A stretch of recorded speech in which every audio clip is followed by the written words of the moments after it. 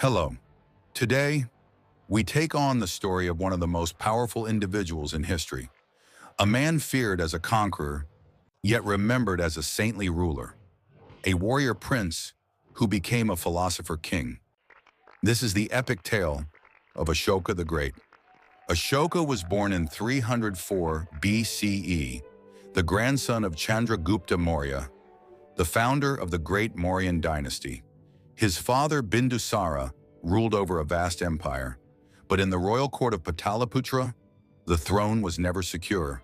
Ashoka was not the eldest son.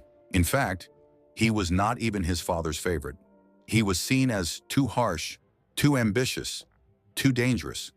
Rival princes and ministers whispered against him, so Bindusara sent the young prince away to govern distant provinces. It was meant to test him, or perhaps to keep him out of court intrigues. But Ashoka thrived. As governor of Ujjain, he proved himself both capable and ruthless. When rebellions rose, he crushed them with an iron hand. When enemies challenged him, he answered with swift brutality. He earned a new name, Chandashoka, Ashoka the Fierce. But destiny soon called him back. When Bindusara fell ill, the empire faced a storm of succession. Princes fought bitterly for the throne. Blood filled the palace corridors. Ashoka was summoned, and with the support of loyal generals, he fought his way to power. It is said that he defeated his brothers in battle, eliminating rivals one by one.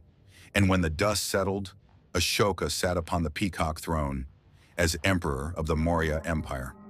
Now he ruled over one of the greatest empires the world had ever seen, from the mountains of the Himalayas to the lush jungles of the south, from the fertile plains of the Ganges to the rugged lands of Afghanistan. A realm vast and mighty, united under his banner. But Ashoka's hunger was not yet satisfied. He turned his eyes eastward, to the independent kingdom of Kalinga. It was rich, proud, and defiant, and so he marched his armies to war. The Kalinga campaign was brutal. Battle after battle, siege after siege. Finally, victory was his, but it came at a cost, far greater than Ashoka expected. The land was littered with corpses. Over 100,000 men, women, and children lay dead.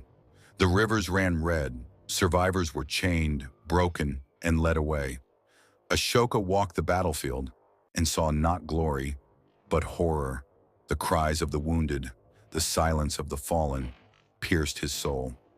And so, the conqueror was conquered by his own conscience. That day changed him forever. Ashoka renounced the path of blood.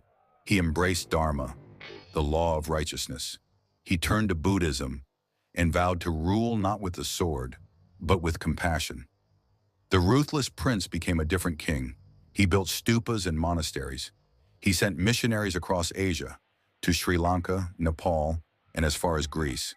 He carved his edicts into pillars of stone, declaring his vision of justice, tolerance, and kindness. Under Ashoka, hospitals were opened, both for people and for animals.